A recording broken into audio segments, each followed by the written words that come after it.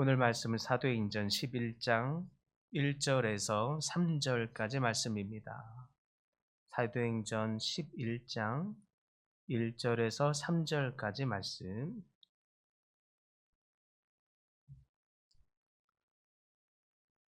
한 목소리를 함께 봉독합니다. 유대에 있는 사도들과 형제들이 이방인들도 하나님의 말씀을 받았다 함을 들었더니 베드로가 예루살렘에 올라갔을 때에 할례자들이 비난하여 이르되 내가 무할례자의 집에 들어가 함께 먹었다 하니. 아멘. 우리 말씀 EM의 말씀 살필기를 봅니다. 1번 질문해 보니까 유대인들이 가지고 있었던 선민 의식이 무엇이라고 나옵니까? 할례 받은 유대인들만 구원받을 수 있다는 그 특권 의식이죠. 두 번째 질문에 예수님은 누구를 제자 삼으라고 하셨습니까? 모든 민족을 제자 삼으라고 하셨습니다. 3번 질문에 예수님은 제자들에게 어디까지 복음을 전하라고 하십니까? 땅 끝까지입니다.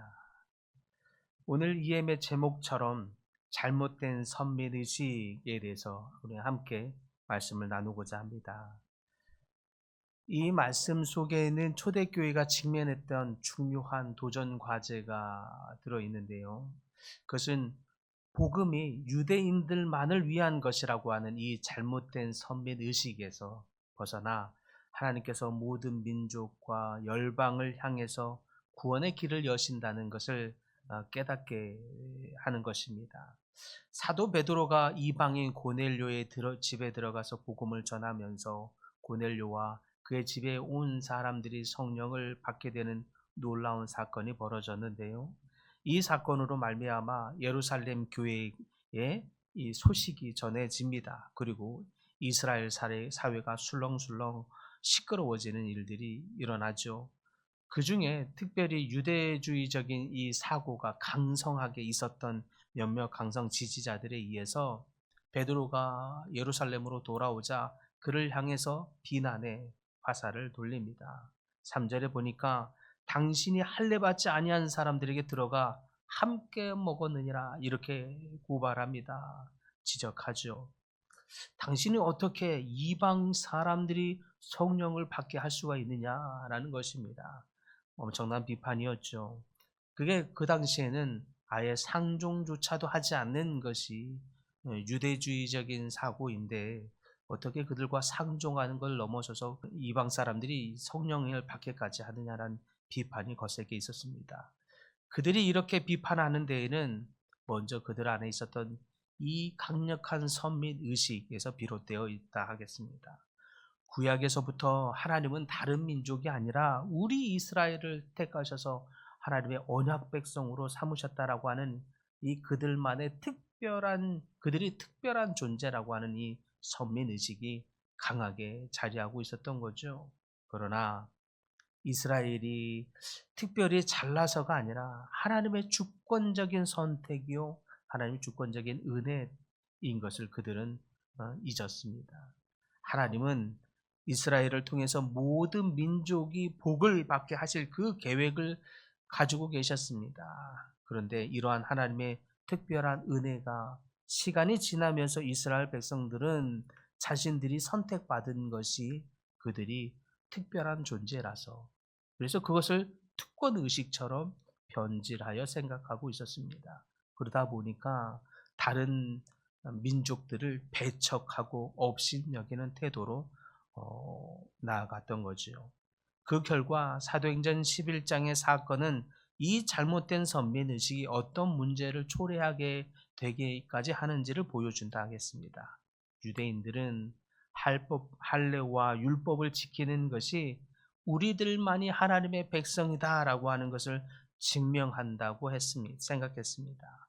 그러나 이 같은 태도는 복음의 보편성을 가리는 가장 큰 장애물이 되었습니다. 복음은 특정한 민족이나 문화에 국한되지 아니하며 모든 사람들에게 열려 있음을 믿으시기 바랍니다. 그래서 예수님은 내 집은 만민이 기도하는 집이라 이렇게 말씀하기도 하며 이 집이 모든 사람에게 열려 있음을 공표하고 있습니다. 그런데 이러한 잘못된 선민의식은 이방인을 제외하게 만들었고 복음을 특정한 사람들만의 전유물, 특별히 이스라엘 사람들만의 전유물로 만들어 버렸습니다. 사실 이러한 의식이 한쪽에선 하나님이 우리를 특별히 사랑한다고 하는 감사한 마음이 들지만 잘못하면 자칫하면 위험한 신앙으로 빠질 수 있음을 우리는 잘 새겨야 할 것입니다.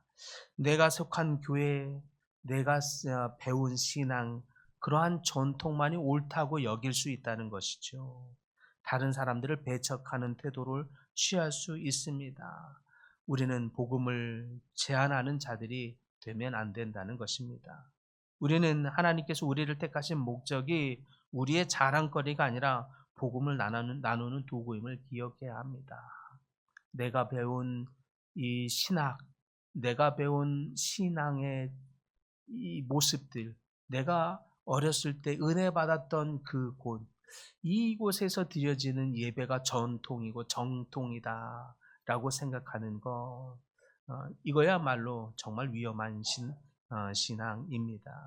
이제 우리의 중요한 과제는 하나님의 시각으로 바라보는 것인 줄 우리는 또한 기억해야 합니다. 사도 베드로는 고넬료의 집에 일어난 일들을 설명하면서 아주 중요한 고백을 합니다. 사도행전 10장 34절과 35절에 보면 하나님께서 사람을 외모로 보지 아니하시고 각 나라 중 하나님을 경외하며 의를 행하는 사람은 다 받으시는 줄 깨달았느니라. 베드로가 자기가 복음을 전하고 그로 인해서 성령이 임하는 것을 보면서 베드로조차도 시각이 깨어졌던 거예요. 베드로조차도 사실은 유대주의적인 세계관, 유대인인지라 그런 게 강히 있었는데 하나님이 성령이 이방 사람에게 강력하게 임하는 것을 보고서 하나님은 외모로 보지 않으시는구나. 그 속에 하나님을 경외하는 사람, 하나님을 받아들이는 누구에게든 하나님이 임하는구나라고 하는 것을 베드로가 고백하고 있는 것입니다.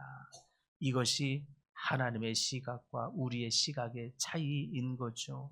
우리는 종종 편견으로, 선입견으로 이렇게 예배하는 것이 정통이고 이렇게 말씀을 지키는 것이 정통이라고 하는 이 잘못된 생각에 우리와 다른 형태의 예배를 비판하고 평가하게 됩니다. 이것이 참 위험한 신앙이 될 수 있다는 것입니다. 하나님은 모든 사람에게 공평하게 사랑하시는 분이십니다. 하나님은 모든 사람에게 구원의 은혜를 베푸시는 분이신 것을 믿어야 할 것입니다. 그러므로 우리도 하나님의 시각으로 다른 사람을 바라보아야 합니다. 그들의 피부색, 그들의 언어, 그들의 문화, 그들의 경제적인 배경, 이런 모든 것과 상관없이 그 사람에게 주어지는 하나님의 마음으로 바라봐야 할 것입니다. 십자가는 사실 이 모든 벽을 허무는 사건이기도 했던 것입니다.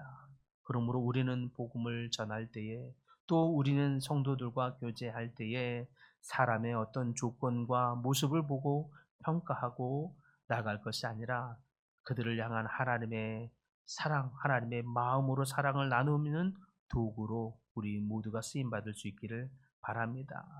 그러므로 사랑하는 성도 여러분, 우리는 하나님의 은혜로 선택받은 자임을 다시 한번 기억하는 이 시간이 되기를 바랍니다.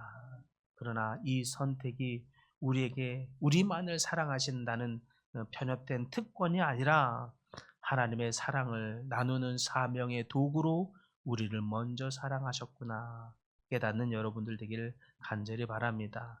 이스라엘에게 있었던 이 잘못된 선민의식이 오히려 복음의 확장에 방해가 되었지만 하나님의 사랑을 모든 사람에게 전하려 하는 이 삶은 이 선민의식에서 벗어나 모든 일을 향한 하나님의 시각을 갖춘 사람들, 그분들을 통해서 하나님은 이 복음을 확장시키셨습니다.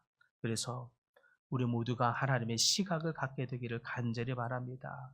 하나님의 시각을 깨닫고 또 갖게 됨으로 말미암아 복음의 확장의 도구에 귀하게 쓰임 받는 사랑하는 모든 가족들 되시기를 간절히 축복합니다.